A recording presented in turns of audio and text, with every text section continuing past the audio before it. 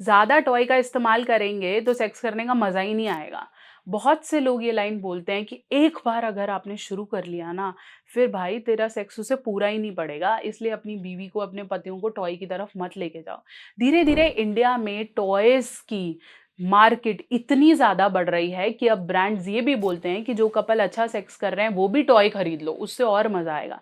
ये तो ऐसा है कि आपके घर में ऑलरेडी दाल, चीनी, चावल, आटा है और आपको ये बोला जाता है कि भाई शुगर फ्री भी और खरीद ले, इससे और अच्छा लगेगा। या ब्रोकोली भी और खरीद ले क्योंकि तेरे घर में गोभी है और वो उससे और बेहतर है। तो और की इच्छा से धीरे-धीरे इंडिया में टॉय मार्केट कहाँ से कहाँ पहुँच गई है। अब तो लगाने वाले, करने वाले, ऊपर के लिए, नीचे के लिए, पीछे के लिए हर जगह के टॉय आपको मिलने लग गए। बस आप नाम दो और आपको बिल्कुल डिस्क्रीट पैकिंग में अपने ही घर पे आपको डिलीवर हो जाएगा। और इस तरह की जहाँ एड्स आ रही हैं, भई लड़कियाँ भी मँगवा रही हैं, लड़कियाँ भी इसकी ऐड कर रही हैं। तो अब कहाँ तक है सच्चाई? डिटेल में हम बात करेंगे। चैनल पे नए हैं, सब्सक्राइब कर दो। मैं हूँ डॉक्टर नेहा मेहता, आपकी अपनी सेक्स हेल्थ काउंसलर। पिछले 10 साल से ज़्यादा से प्रैक्टिस कर रही हूँ और मैं बात करती हूँ आपकी अपनी भाषा में, आपको सारे अच्छे सेक्सुअल हेल्थ सॉल्यूशंस देती हूँ, सारी भ्रांतियों को दूर करती हूँ। आज बात करूँगी सेक्स टॉय का इस्तेमाल सही, क्या इससे नॉर्मल सेक्स की प्रति इच्छा खत्म हो जाएगी? और अगर आप शादी से पहले यूज़ करेंगे तो क्या-क्या नुकसान हो सकता है? अंत तक देखेंगे वीडियो, सबको देखनी है, दोस्तों को शेयर कर दो, पूरी देखो। मुझे पता है आप देखोगे तो प्लीज़ ध्यान रखो।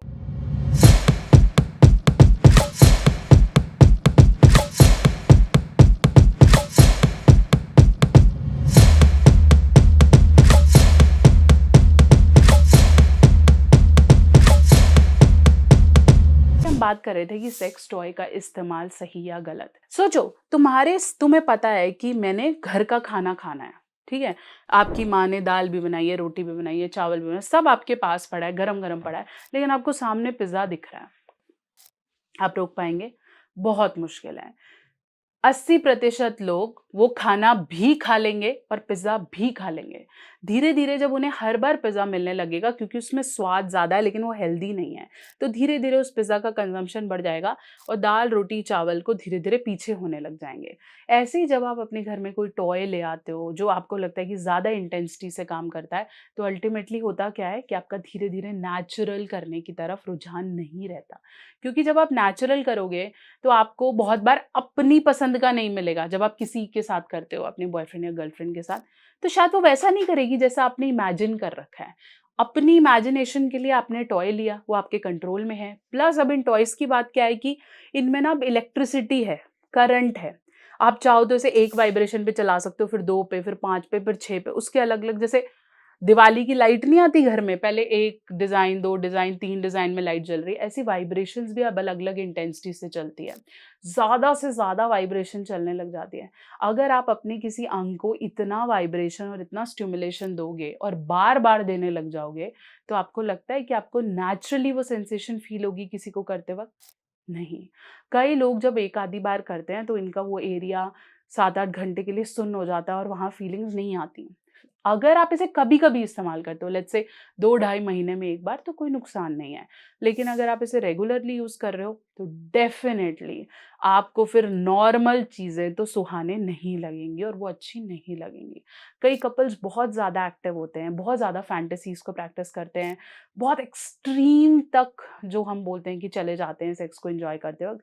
वो टॉय यूज़ करना चाहते हैं, उनकी मर्ज़ी है, बट डेफ़िनेटली फिर आप ये नहीं बोल सकते कि भई मैं करता हूँ और मेरी बीवी सैटिस्फाई नहीं होती, क्योंकि वो आपको उस लेवल तक ले जाएगा। सोचो ना, जिसने भई 10,000 के कपड़े पहने हो, वो 1000 के कपड़े में अब सैटिस्फाई नहीं हो पाता, क्योंकि उसने रेगुलरली वो लाइफ़स्टाइल फ़ॉलो किया है। दूसरा, टॉयज़ हमेशा समझिए कि अगर आप इस्तेमाल भी कर रहे हैं, मैं कोई हाँ या गलत में नहीं हूँ, आपका अपना चॉइस है। लेकिन अगर आप टॉयज़ को रेगुलरली इस्तेमाल कर रहे हैं, तो पहले तो जानें कि वो यूज़ कैसे होते हैं। लोग खरीद तो लेते हैं, लेकिन फिर उन्हें पता ही नहीं होता और फिर वो ऐसे सज के घर में पड़ा रहता है कि कहीं पड़ा है। हमेशा टॉयज़ पोरस सब्सटेंस वाले नहीं लेने हैं, नॉन पोरस लेने हैं। नॉन पोरस मतलब उसमें पोर्स ना हो, जैसे स्टील या स्टेनलेस स्टील या सिलिकॉन, उन्हें लेने की कोशिश करो।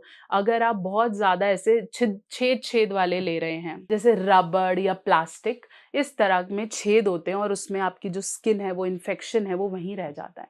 दूसरा, हमेशा यूज़ करने के बाद टॉय को वॉश ज़रूर करें। टॉय को इस्तेमाल से पहले जेली आती है, उसका इस्तेमाल ज़रूर करें, क्योंकि टॉय सख्त होता है। अगर आप उसे अंदर डाल रहे हैं, आपको पता भी नहीं है कैसे यूज़ करना है, तो वो डेफ़िनिटली आपकी स्किन को हार्म करेगा, वहाँ इन्फेक्शंस करेगा, और बिना धोए उन्हें ना रखें। अपने टॉय को हमेशा बच्चों से या फिर रूटीन में हमेशा सेफ रखें। इसके अलावा जब भी आप टॉय का इस्तेमाल करें तो समझें कि कॉन्डम का प्रयोग करें। अगर फीमेल कोई भी टॉय यूज़ कर रही है तो वो टॉय के ऊपर कॉन्डम चढ़ा सकती है, ताकि ल्यूब्रिकेशन बनी रहे। और अगर बॉयज़ किसी भी तरीके के कॉन्डम का इस्तेमाल कर रहे हैं तो वो अपने लिंग पे कॉन्डम डाल सकते हैं, और उसके बाद कोई स्ट्रोकर या मास्टरबेटर्स यूज़ कर रहे हैं तो वो इसे यूज़ कर सकते हैं। खुद की सेफ्टी तुम्हारे हाथ में है। खुद को इन टॉयज़ के इतने अधीन ना बनाएँ कि नेचुरली सेक्स जो सिर्फ़ एक मिलन है, वो चल के एक फैंटेसी और पता नहीं क्या ही बन जाए, जिसके आप कंट्रोल में आ जाओ और आप उसे कंट्रोल ना कर पाओ। आशा करती हूँ मेरी वीडियो आपके बहुत से डाउट्स को क्लियर कर पाई है। फिर भी कोई डाउट है तो उसे कमेंट सेक्शन में ज़रूर लिखें। ऐसी बहुत सारी वीडियोज़ के लिए कनेक्टेड रहें। आपने कभी टॉय यूज़ किया है तो उसे कमेंट सेक्शन में ज़रूर बता दीजिए। और अगर आप चाहते हैं कि कोई और टॉपिक है जिसके बारे में मैं डिटेल में बात करूँ या वीडियो बनाऊँ, तो मेरे इंस्टाग्राम या फ़ेसबुक पे भी आप मुझे मैसेज भेज सकते हैं, डॉक्टर नेहा ऑफ़िशियल।